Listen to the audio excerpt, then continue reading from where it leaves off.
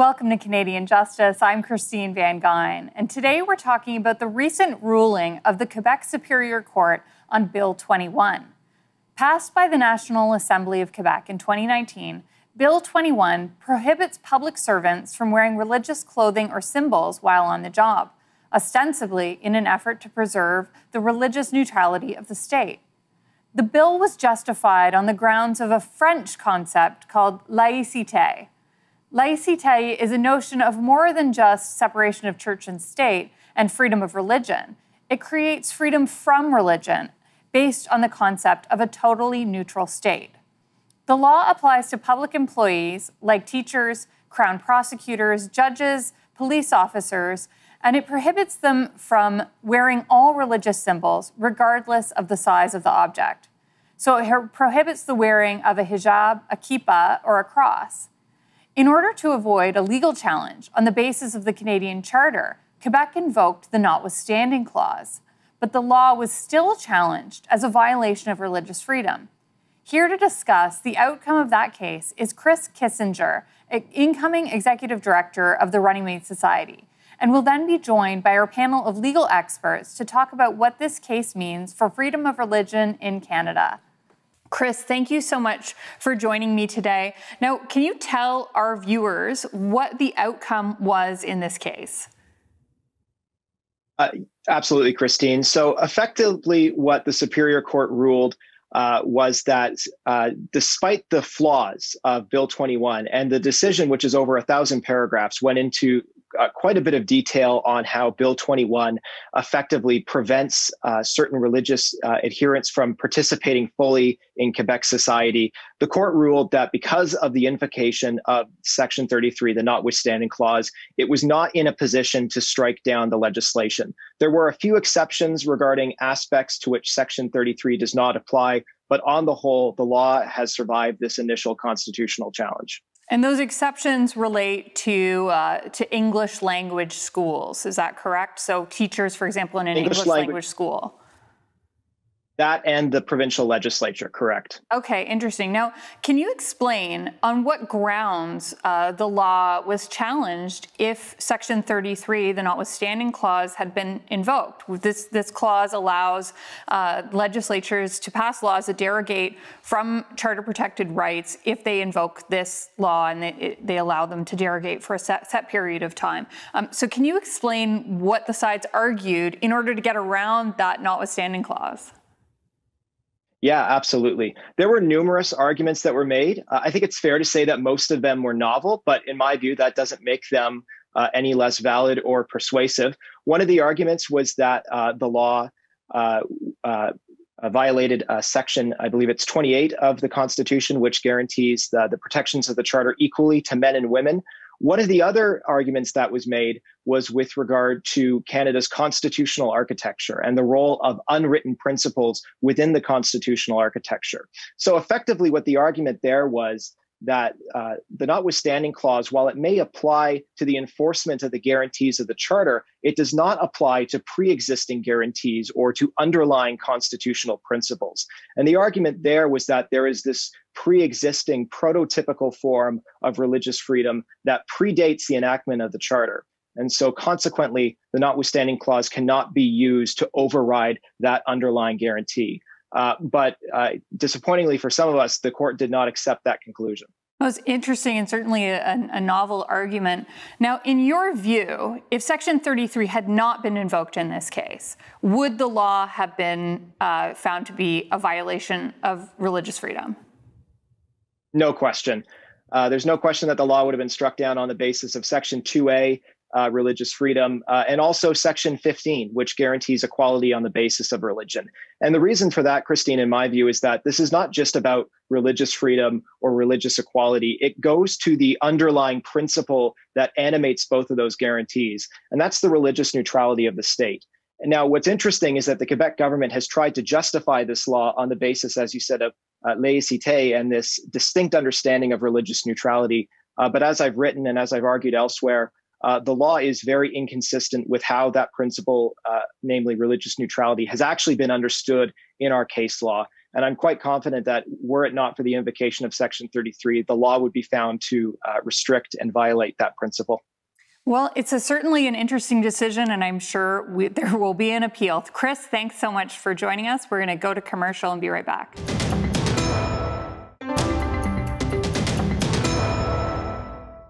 Welcome back to Canadian Justice, where we're talking about the recent decision in Quebec upholding, for the most part, the government prohibition on religious symbols by public employees. I'm joined now by our panel of legal experts.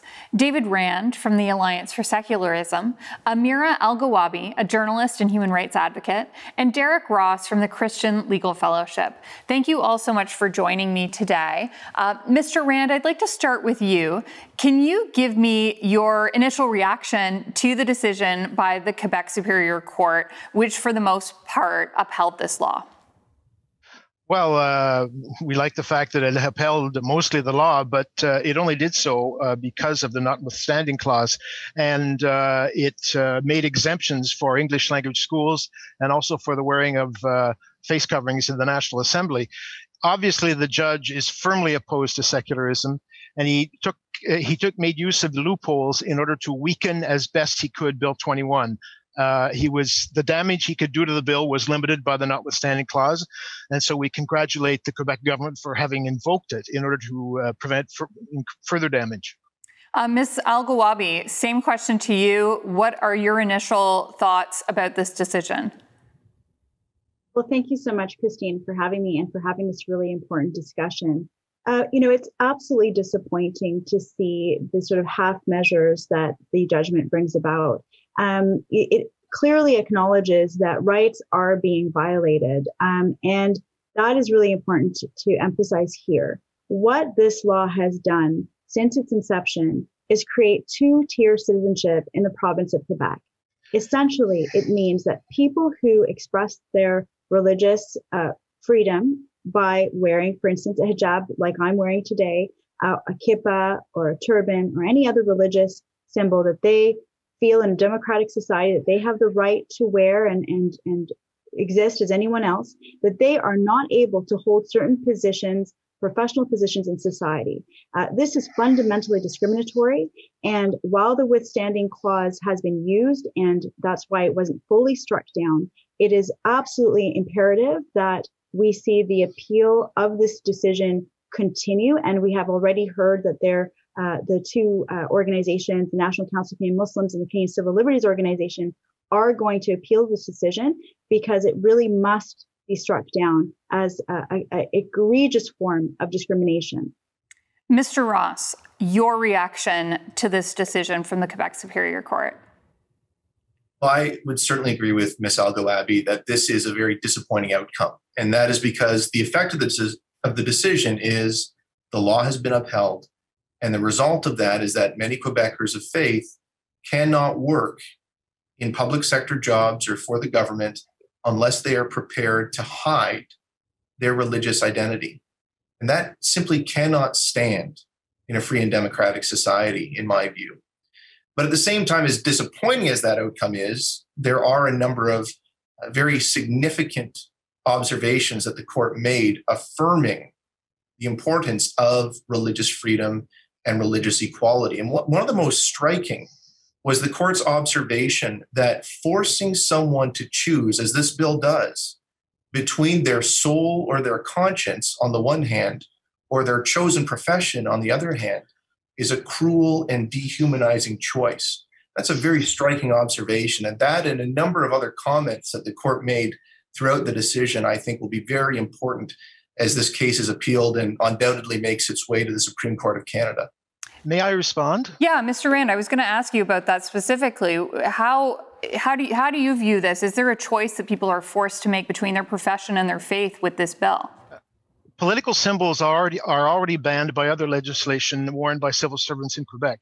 And religious symbols should not have a privilege of being allowed any more than political symbols. In fact, the judge had to invoke the soul of religious believers in order to justify this privilege which opponents of Bill 21 want to maintain, the privilege of engaging in religious advertising while on the job. Nobody is prevented from working in any job. All they have to do is remove the religious symbol while they're on the job in certain jobs in positions of authority in Quebec. A religious symbol is of no more value than a political symbol. We wouldn't allow somebody to wear a T-shirt that said, vote for Quebec independence or vote for the Conservative Party of Canada, and we shouldn't allow them to wear a religious symbol that promotes a particular religion either. Now, it's a really fascinating debate. Ms. Al-Gawabi, I would love to get your response to that take as soon as we come back from these commercial messages. Thank you so much.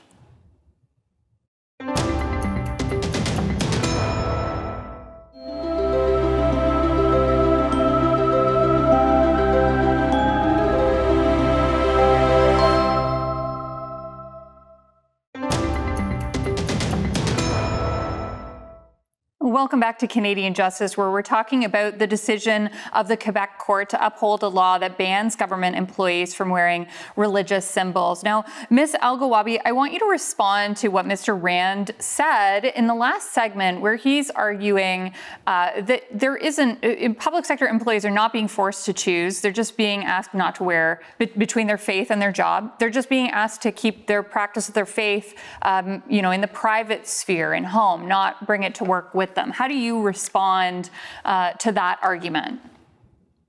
Well, I think it would be helpful to sort of clarify what you actually just said about practice and what Mr. Rand said about symbol. This is a practice. This is a religious practice. It is part of my faith practice, for instance, to wear a headscarf. It is not something that I do only in the privacy of my own home. In fact, when I'm in my home, normally with my family, I don't wear the hijab. It is something that I do as an act of faith when I am out in public, not as a way to proselytize or try to spread my religion, but as my own personal relationship with my faith. And so really, it's very important when we talk about these issues to be accurate and not to be sensationalizing what is actually happening here. And just to sort of reinforce what my colleague, Mr. Ross, said in terms of the way that the judge was sort of looking at this argument, he actually wrote, and I'm actually going to quote from the judgment. He said, "Not only do these people feel ostracized and partially excluded from the Quebec public service, but in addition, some see their dreams become impossible, while others find themselves stuck in their positions with no possibility of advancement or mobility." Do we really want to live in a country in which some people, simply because of their own personal faith practices, which is guaranteed by our charter, they cannot pursue their dreams of serving the public and the greater good and being productive members of society? Is this the kind of society we want? I would assume that many of your viewers would say, absolutely not. There is nothing offensive about my headscarf, nor should there be about someone's kippah or a turban. We live in a country in which people are free, and I think that is a country we all cherish very much. And what's happening in Quebec is contrary to that. Mr. Rand, yes, I just want to get Mr. Ross's take on this segment, and then I'll turn to you. Mr. Ross, your reaction to this debate about whether or not it's an undue violation and forcing people to choose between their faith and their work. I completely agree with the court's assessment. And the court went out of its way to say that religious symbols aren't equivalent to political symbols, nor are they accessories that can simply be taken on and off. They are core to the very being, to the very soul of the person who wears them. And for someone who does not share that faith, understandably, that might seem a foreign concept and even irrational. But from the perspective of the believer, and that is what the Constitution says we have to take into account, this is core to their identity, and forcing them to remove that, to deny that, to disavow that is as core a violation to their integrity and dignity as one can imagine. And that's what the court recognized. Mr. Rand, your reaction? Well, the judge did indeed say that religious symbols are way more important than political symbols, and he's completely wrong. And he's showing his prejudice in favor of religion and in favor of religious privilege. There is no reason that religious symbols should be considered more worthy than political ones. He had to invoke the existence of the soul, a totally fictional, anti-scientific concept. He had to invoke the soul in order to justify his opinion that religious symbols are more important than political ones. They are not. A hijab is no more important than a T-shirt that says "Vote Liberal" or "Vote for some other party." It is no more worthy, and it can be removed. Nobody is being excluded. A person who wears the religious symbol at all times and refuses to take it off, even when they go to work, even in the civil service, even in a position of authority, then they're saying that their religion is more important than their job, and maybe they're not qualified for the job in that case. Ms. Al-Gawabi, your response. Well, Mr. Rands, absolutely has the right to espouse these views that he's sharing today. But what I can tell you is that the vast majority of Canadians are very proud of living in a democracy which has a charter of rights and freedoms, which includes the right to freely express ourselves, to freely practice our religion. And so this is something we need to appreciate, that we live in a country like this. And I would also like to point out that the Supreme Court of Canada itself has ruled on issues of religious freedom and has said that no one should be expected to park their religion.